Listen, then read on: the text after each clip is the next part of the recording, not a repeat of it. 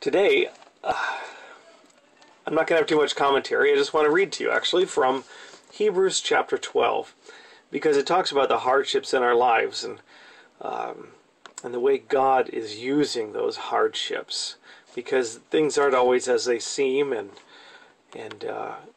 really in the midst of our hardships is some of the places that we experience God's love and the growth that He wants to bring to our lives. At least that's what Hebrews says. Let me read it to you. This is Hebrews chapter 12, verses 1 through 12. Therefore, since we are surrounded by such a great cloud of witnesses, let us throw off everything that hinders, and the sin that so easily entangles, and let us run with perseverance the race marked out for us. Let us fix our eyes on Jesus, the author and perfecter of our faith, who for the joy set before him endured the cross, scorning its shame, and sat down at the right hand of the throne of God. Consider him who endured such opposition from sinful men, so that you will not grow weary and lose heart. In your struggle against sin you have not yet resisted to the point of shedding your blood. And you have forgotten that word of encouragement that addresses you as sons. And here he quotes something from Proverbs, a book in the Old Testament.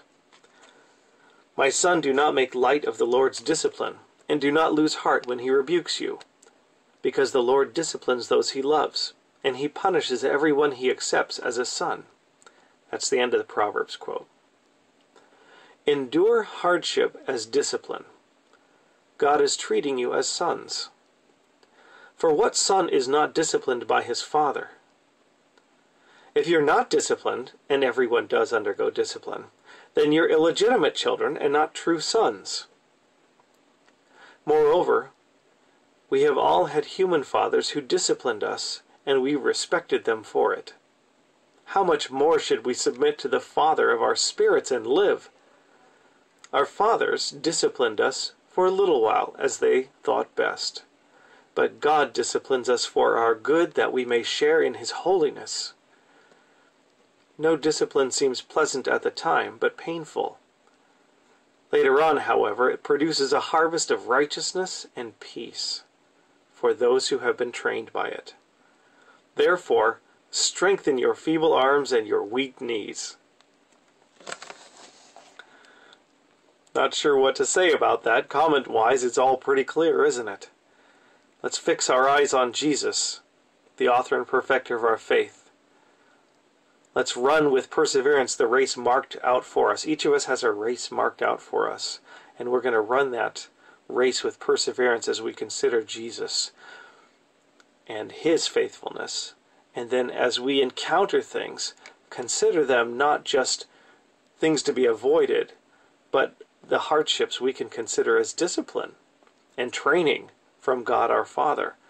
And this says that as we move through that in faith and learn and grow in our trust in God and our following in His ways, it produces a harvestness of righteousness, that's right living, and a right relationship with God. Won for us by Jesus Christ, of course, but then living a life that reflects that righteousness that Christ has given us. It produces a harvest of righteousness and peace for those who have been trained by it. So don't look at hardships as something to be avoided at all cost, but endure them as discipline, so that you can reap in your life a harvest of righteousness and peace. And then I love the close. Therefore, strengthen your feeble arms and weak knees. That's great. Have a great day.